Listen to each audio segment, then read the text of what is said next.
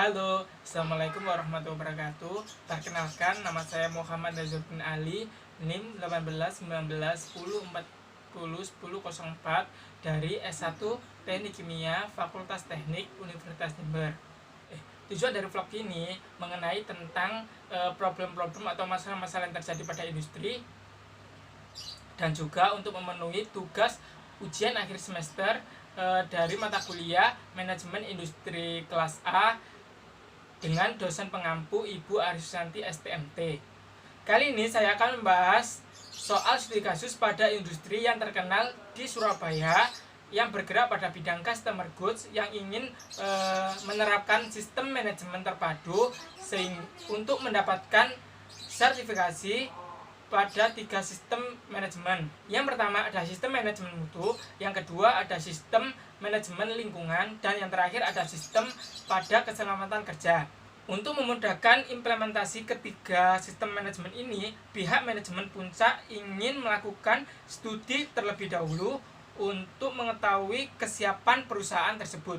Ternyata dari hasil studi pendahuluannya didapatkan hasil sebagai berikut. Yang pertama, ada banyak penurunan mutu produk sehingga mempengaruhi produk jualan yang cenderung menurun. Yang kedua, tingkat kinerja karyawan pabrik yang masih di bawah standar. Yang ketiga, tingkat penerangan pabrik yang masih di bawah standar.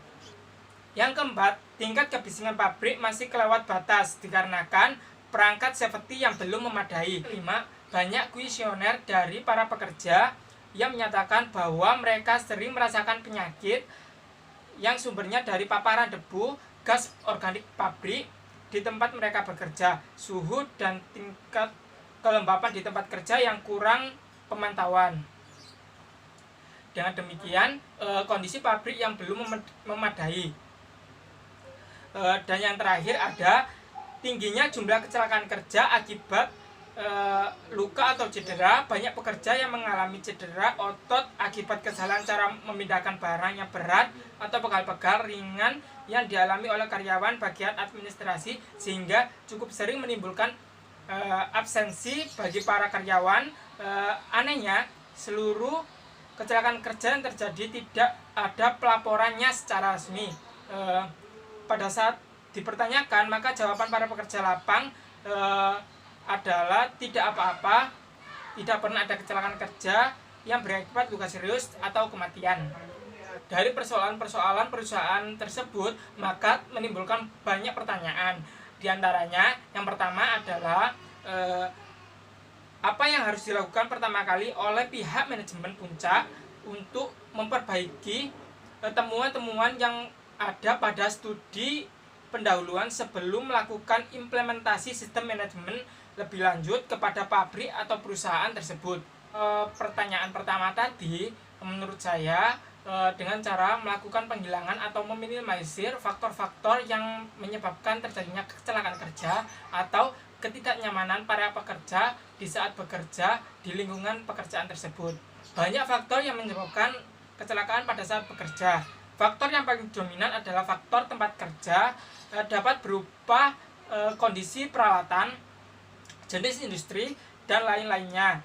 Dan juga ada faktor pribadi manusia itu sendiri, yaitu seperti kesehatannya, sifatnya, dan lain-lain. Faktor tempat kerja ada beberapa poin. Yang pertama ada jenis industri, yaitu sangat berpengaruh terhadap keselamatan kerja. Contohnya perusahaan listrik pasti akan memiliki tingkat risiko yang lebih berbahaya dibandingkan dengan perusahaan akuntan. Dan kebetulan di kasus ini lingkungan kerjanya adalah pabrik customer goods yang probabilitas kecelakaannya lebih tinggi. Jadi untuk meminimalisir atau penanganannya, ya harus melakukan preventive maintenance, misalnya memberikan tutorial tentang bagaimana cara pengoperasian alat-alat tersebut dan dengan aman, atau cara mengangkut barang berat lainnya. Yang kedua ada jam kerja. Jam kerja terlalu panjang dapat menyebabkan para pekerja kelelahan, sehingga akan menghilangkan konsentrasi yang berakibat ketidakhati-hatian para pekerja, sehingga akan terjadinya kecelakaan. Pekerjaan yang melibatkan aktivitas fisik harus memiliki jam kerja yang singkat dan sesuai SOP yang ada. karena akan berpengaruh terhadap kesehatan dalam jangka panjang para pekerja. Yang ketiga ada lampu penerangan. Lampu penerangan yang terlalu terang atau terlalu redup akan membahayakan bagi kesehatan mata para pekerja tersebut. Selain itu, juga akan membuat para pekerja sulit akan berkonsentrasi. Oleh karena itu, lampu penerangan di tempat kerja harus cukup terang dan tidak boleh terlalu terang atau terlalu redup untuk konsentrasi para pekerjanya. Yang keempat ada suhu. Suhu di tempat kerja harus disesuaikan dengan para pekerja sehingga membuat para pekerja tersebut akan nyaman dan aman. Suhu di tempat kerja tidak boleh terlalu dingin maupun terlalu panas. Jika suhu terlalu dingin atau terlalu panas, maka para pekerja tidak bisa melakukan pekerjaannya dengan maksimal. Dengan berarti konsentrasinya juga akan terganggu. Kelima, ada desain peralatan. Tata letak peralatan dapat berpengaruh terhadap keamanan di tempat kerja, dan juga pihak industri memiliki tanggung jawab yang lebih terhadap para pekerja, sehingga para pekerja dapat mengoperasikan alat-alat yang ada di perusahaan tersebut dengan baik dan aman. Yang keenam ada alat pengamanan. Alat pengamanan ini sangat penting terhadap para pekerja sehingga untuk meminimalisir kecelakaan kerja yang terjadi pada saat di lapangan kerja.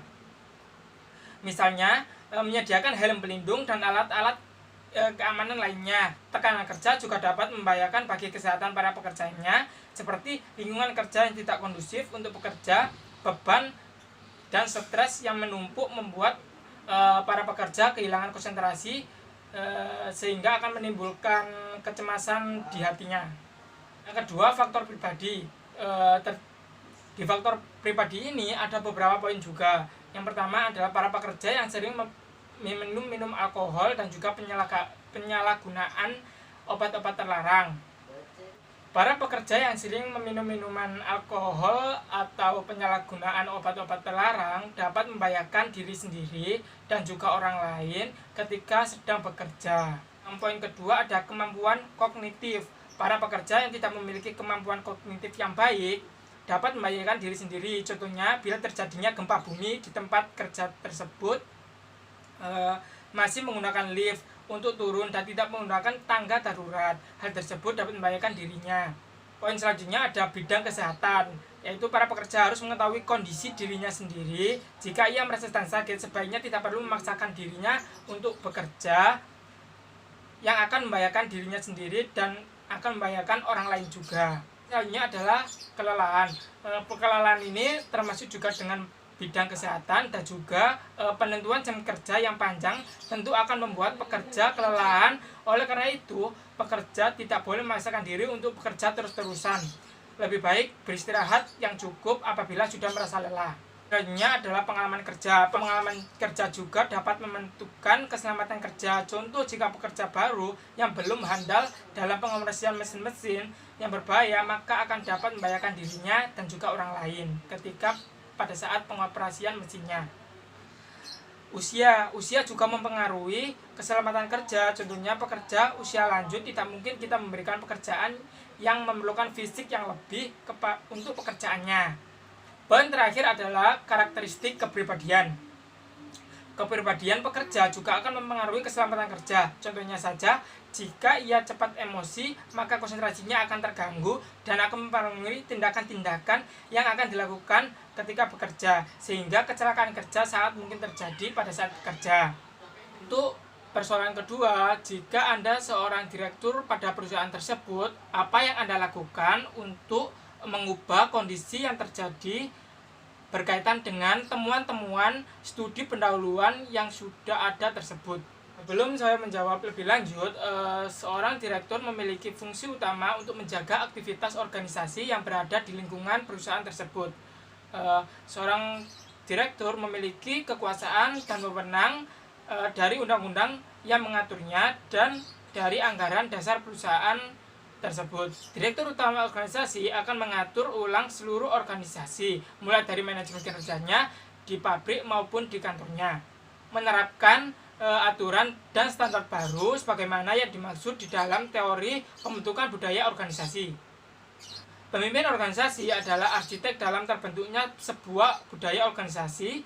Maksudnya, arsitek di sini adalah pemimpin yang menetapkan aturan-aturan, kebudayaan, dan standar organisasi. Intinya untuk mengarahkan organisasi tersebut menjadi lebih baik, seperti apa yang diinginkan dengan arah tergantung kepada pemimpinnya.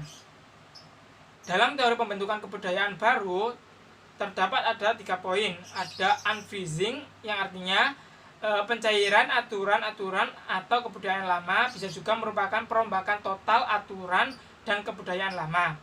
Yang kedua ada cognitive restructuring, yang merupakan hancurnya aturan lama. Yang dilakukan di sini adalah membuat aturan baru dan kebudayaan yang baru, sehingga adanya pembaruan terhadap aturan dan kebudayaannya. Yang ketiga ada rephrasing, yang artinya mengulang aturan dan kebudayaan yang sudah terbentuk. Yang dilakukan di sini adalah dengan menetapkannya dan mulai menggunakannya untuk era organisasi yang baru. Untuk soal yang ketiga, dengan buatlah dan jelaskan program K3 yang menerapkan konsep K3 agronomis untuk meningkatkan kualitas K3 pabrik atau perusahaan tersebut agar jaminan atas kesejahteraan psikologis serta kesehatan dan keselamatan kerja karyawan siap untuk sertifikasi sistem manajemen terpadu.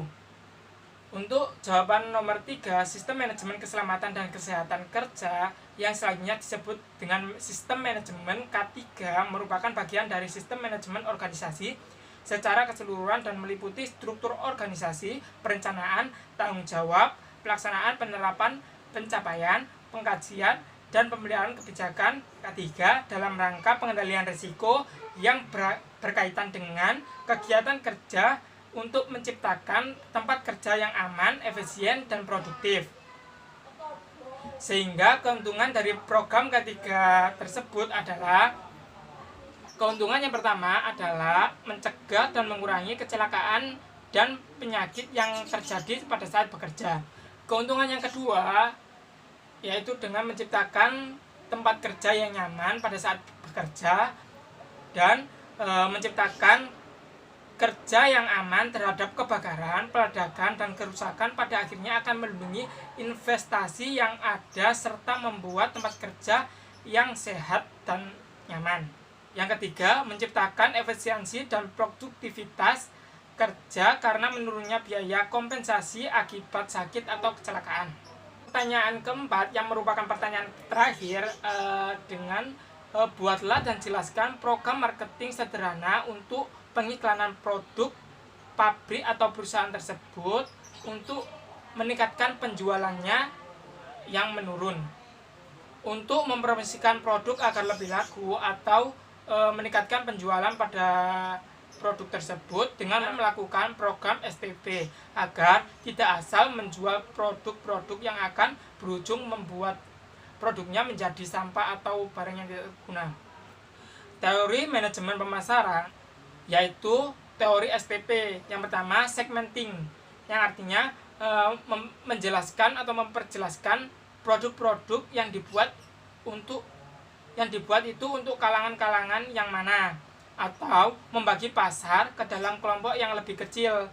Yang kedua, targeting, bagaimana caranya agar segmen yang dituju mau membeli produk yang kita buat, misalnya membuat iklan di TV, memasang billboard, memasang surat edaran di jalan, atau memberikan promosi-promosi lebih lanjut. Terakhir ada positioning, yang artinya memberikan persepsi terhadap target market dan segmen yang dituju mengenai book value yang memberikan sehingga membedakannya dengan kompetitor lain. Jadi produk ini apa yang membedakan dengan produk lain sehingga produk ini harus dibeli atau dikonsumsi publik.